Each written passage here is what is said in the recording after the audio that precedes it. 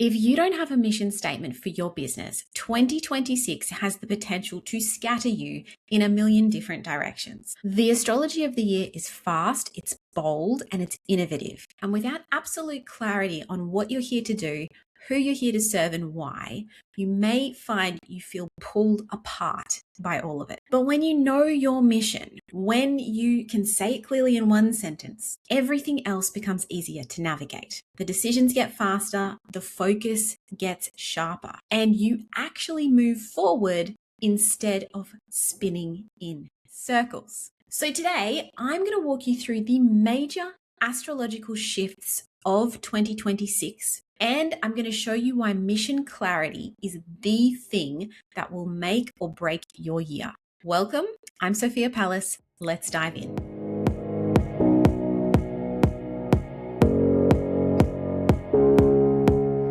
Okay, the first major shifts we are going to talk about actually happened in January. I'm recording this in February, and the first major shift happened at the end of January, which was when Neptune re-entered Aries, where it's going to stay until 2038. So this is a significant shift for Neptune, and we're going to see this play out over the long term. But on the 14th of February, Australian time, Saturn will also enter Aries, and it's going to be there for a few years. Now, these are two very different planets, but they're both moving into the same sign, and that is Aries, which is the first sign of the zodiac, the way that we use it most of the time. And it is considered to be an archetype of the warrior, the pioneer, the initiator. Now, Neptune in Aries is potentially about spiritual activism, visionary leadership, dissolving of old structures so we can forge a new path. It is asking us, though, what is the vision? Where are we going? What are we building toward? And Saturn in Aries is also asking us what we're building toward. It is really thinking about the structure that we are creating to support the vision. So Saturn in Aries is not in its favorite position. It's in a bit of a hard place because Saturn likes to take its time. It's a slow-moving planet, and Aries is a fast fire energy. So you can see that there is this bit of a contrast there between the way that Saturn wants to operate and the energy that it's being put into, the fast fire energy that it's being placed in now. But this is an energy that can do hard things. This is a courageous energy. This is why I believe that 2026 is the year of the mission statement, because we are really thinking like warriors. We are structuring things and we are preparing like a warrior rather than just coasting along as we might have done with Saturn in Pisces. We are now we are thrown into the fry pan so that we can, build something of worth, build something that's going to last. This is an energy of self-leadership as well.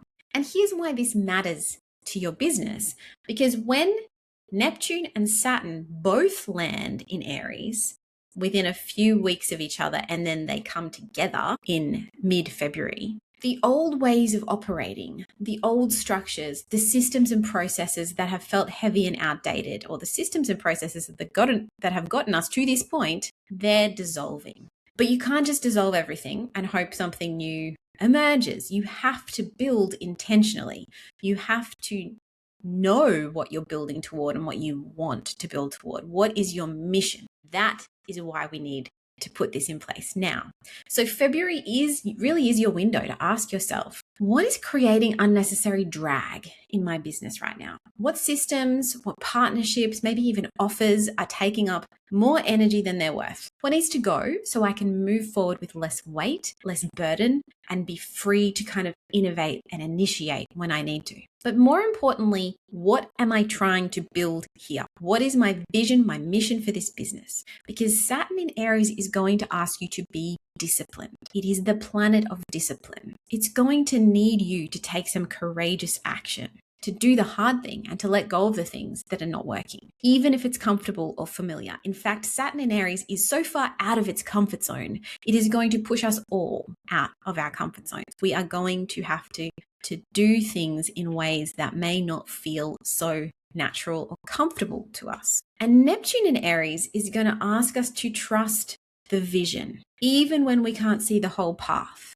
You know, while the structures are dissolving, the new path hasn't yet emerged, but we're going to be asked to trust that. We're going to be asked to lean into the vision that we hold, into that sense of initiation and leadership that we have within us. Both of these energies require you to know where you are going, because your mission will become your anchor through this kind of uncertain dissolution stage that we're all going through right now.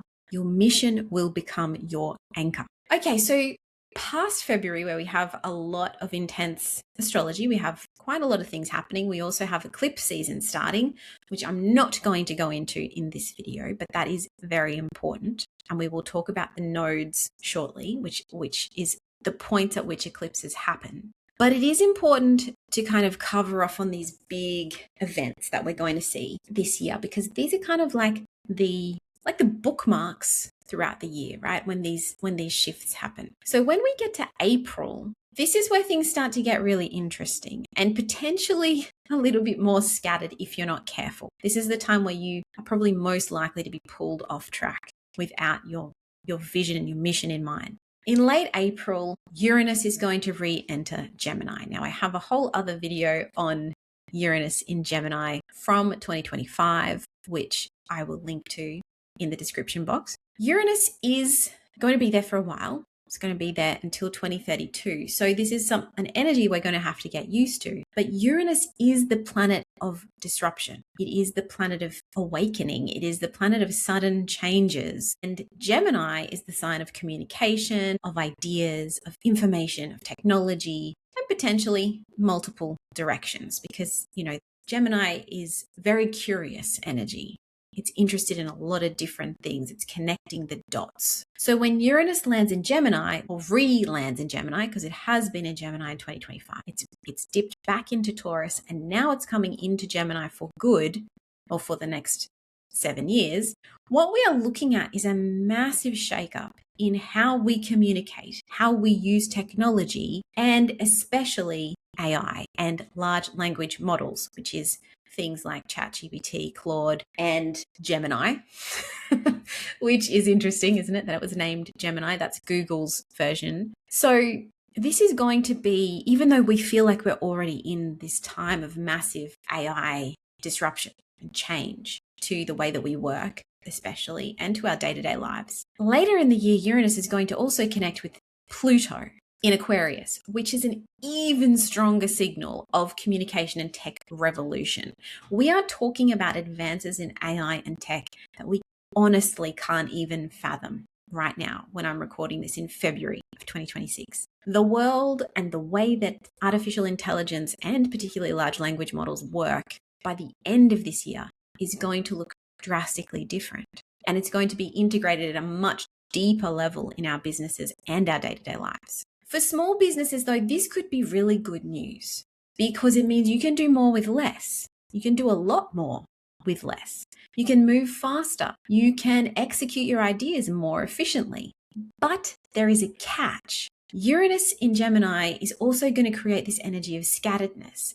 There's a million possibilities when you can do so many things, right? A million directions you could go in, a million shiny objects to chase. And if you don't have clarity on your mission, you are going to get pulled in all of those shiny object directions. And that is not what we want for you, because a strong business has a strong core focus. So we want you to be able to bring yourself back to, what is my mission and how am I working towards that? What best serves my mission? Because you could start thinking, I can do this and do this and do that. I can launch 5 different offers now. I can be on every platform because I can easily repurpose this. I can use AI to do 50 things at once. Please don't. Because just because you can do something does not mean you should, and it is not necessarily a good business decision. So when you anchor back into your mission statement, then you know what you're here to do. You're clear on your purpose. It's easier to say no to all of those distractions. You can then look at those opportunities and you can ask, does it align with my mission? Does this move me closer to what I'm actually trying to build? Or is this just a shiny object. So while Uranus in Gemini is going to bring some incredible innovation and possibility, it's also going to test your focus. And the only way to stay focused is to know your mission. So around the same time in mid-April, we've also got, or just a bit earlier than that actually, we've got this really heavy combination of planets in Aries. Now, this collection of planets, the number of planets that are in Aries around the time of the Aries new moon, is something that we haven't seen in a very long time. As we've just talked about earlier, Aries energy is a very innovative, bold, fresh start kind of energy. It is warrior energy. It is pioneering energy. It is courageous energy. So what that means for you is around that April time, depending on where this is all falling in your chart, you might notice that if you've been waiting for the perfect moment and been second guessing yourself, April is going to kind of push you forward into the action. It's going to feel like now is the time. This is not the energy that supports waiting for permission or certainty. This energy does support taking calculated risks rather than staying stuck, rather than letting things sit for longer and think for longer and ruminate. This is a let's just do it kind of an energy. But again, here's what I want you to remember. You need to know your mission before you take those bold moves, because bold action without clarity is just chaos. It's just diving in with no plan, with no connection to the bigger picture. But if you have bold action with mission clarity, that's when the real momentum starts to happen in your business. And I would just remind you that even though we have all this fresh start courage producing energy, which is amazing, depending on where this falls in your chart, will give you an idea of whether it's go time or no time. And I would refer you back to the transits episode, particularly for this. Because if all of this energy is falling in your 12th house or your 4th house, those hidden retreat type houses, it may not feel like go time. There may still be a lot of behind the scenes stuff that has to happen, but maybe you're able to shift through those things quicker, and you will still need connection to your mission in order to do that. Okay, now the energy shifts again when we get to the end of June, when Jupiter, which has been hanging out in the delicious surrounds of Cancer, moves into Leo. Jupiter is the planet of growth, opportunity, expansion, wisdom, and it's been really happy in Cancer. It's been uplifted. It's been able to give us its gifts more easily. We've had access to Jupiter's gifts. It's been very fortified in this position, right? Very strong. In Leo, it doesn't have the same level of fortification. It's not as strong, but it is still in the sun sign. So there is like this expansion of creativity and self-expression that comes with Jupiter in Leo. There is a lot of confidence, visibility energy, authenticity energy that comes with Jupiter in Leo. And this is going to be hanging around for a year. Jupiter stays in a sign for about a year. So from mid 2026 to mid 2027, we have Jupiter in Leo. This is a 12-month window of amplified creative energy and the opportunity or opportunities to step into visibility, step into the spotlight more, especially when you account for where this is in your birth chart. For instance, if you have a Leo midheaven or a Leo 10th house of your chart, this will be a particularly expansive time for your business because we have Jupiter, the planet of expansion, literally hanging out in your public reputation and your professional area of your chart. So that is something to consider. But here's what Jupiter in Leo is asking you to do. Own your niche. Show up as yourself. Stop trying to appeal to everyone. This is a very authentic energy. The businesses that thrive in this time are the ones who are going to get specific about who they serve and confident in what they offer. And again, it brings it back to your mission statement because you're no longer going to be doing it for performative reasons. Even though Leo can get this rap of being the performer, and it is a performer in a way, the spotlight is on it. Because of an aspect that I'm going to talk about in a moment with the nodes, Leo energy and Jupiter in Leo in 26 and 27 is going to be much less about validation from performing and much more about showing your truth and shining a light on your inner authentic self, who you are here to serve, what you stand for, and showing up unapologetically in that energy. So again, know your mission, because when you know your mission, you own your niche. It's easier to say, this is who I am, this is what I do, this is who it's for, when you are clear on those things. And you stop watering down your message to make everyone happy. This isn't about appealing to everyone. This is about appealing to the right people, the people that want or need what you have to offer. This allows you to get much more focused and more confident. And that's when the right people start showing up for you, because people aren't looking for generic. People who market in a generic way, it rarely works for them. The more specific your marketing message is, the more likely you are to attract great fit clients. So Jupiter in Leo is going to reward the businesses that know their mission and that aren't afraid to own it. So let's just touch on a couple of these other significant transits that are happening in 2026 that I want to mention, and I will go into these in more depth in future episodes. But we do have, in July, we will have the lunar nodes shifting to the Leo Aquarius axis. Now, the lunar nodes, or the nodes of the moon, are the points, the mathematical points at which we have eclipses. It's how we know when eclipses are going to happen, because we've calculated the nodes. And so this is where the eclipse is going to happen over the next 18 months. And this is going to bring up a lot of themes around self-expression versus collective innovation. And I think I will do a full episode on the nodes and how they might show up for you personally in your own chart. And that might help you understand this energy. But it's important to know that wherever the north node is generally what we are seeking and what we are driving towards. And the south node is the releasing point, or the letting go point. So the south node is going to be in Leo. The north node is going to be in Aquarius.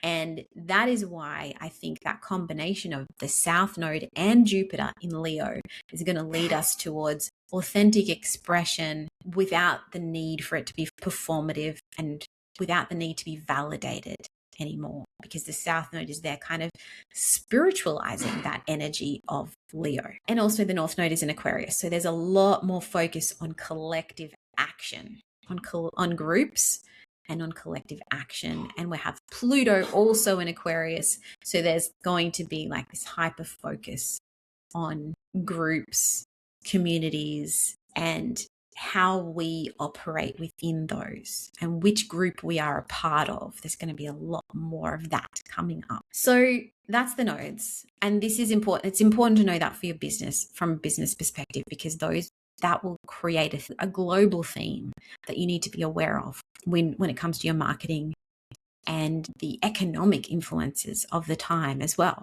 From October to November, Venus, which is our planet of beauty, of love, of values, of connection, is going retrograde. You know I love a Venus retrograde. That's sarcasm. I don't love a Venus retrograde because Venus is my ruling planet.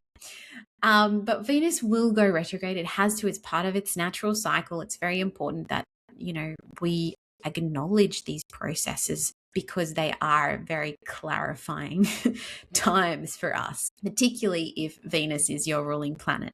There's a lot that goes on in that time. Venus will go retrograde in Scorpio and Libra towards the end of the year. And now this is a really potent time for relationships, for power dynamics, and for brand magnetism. Now, what I love about a Venus retrograde is it helps you get really clear on your brand values. So if you are thinking about repositioning your brand or refining your messaging or deepening your client relationships, this Venus retrograde is going to be a great time for you to look into all of those things and to do that inner work. But again, I will dive more deeply into that when we get closer to those dates in October. Importantly, don't launch a rebrand in a Venus retrograde. It is a great time to consider your rebrand and your messaging and all of those things, because you get closely connected to your values and your aesthetics. And you might notice some changes when it comes to branding and aesthetics as well. So for now, just know these transits are coming and that they're all asking the same question. Are you clear on your mission? Venus retrograde is also going to help you, or going to test you in your clarity of mission. Let's bring this all together, because there is a bigger pattern at play here. Saturn in Aries, Neptune in Aries, Jupiter in Leo. These are all leadership signs. These are all fire signs where we've got planets in fire signs. We've got planets in leadership places. Aries is the warrior, the pioneer, the one who goes first. Leo is the sovereign, the royal energy, the one who leads from the heart, the one who's not afraid to be seen. So 2026 is fundamentally asking you, are you actually leading your business, or are you letting circumstances, other people's opinions, or fear make decisions for you? This is the year that you're going to step into that responsibility, to be the boss of your own business, to own your mission and let that be your North Star for the year or the next few years. Because self-leadership isn't just about making decisions. Anyone can make a decision in your business. It's about knowing why you are making certain decisions. It's about having the anchor, your mission that keeps you steady when everything else is moving fast. And there will be a lot of things moving. There will be a lot of distractions. So with all of this Aries, Leo, and Gemini energy, which is an air sign, which creates even more distraction and speed, things are going to move fast. There's going to be opportunities everywhere. There's going to be innovation and possibility and 1,000 different directions you could go and a lot of news.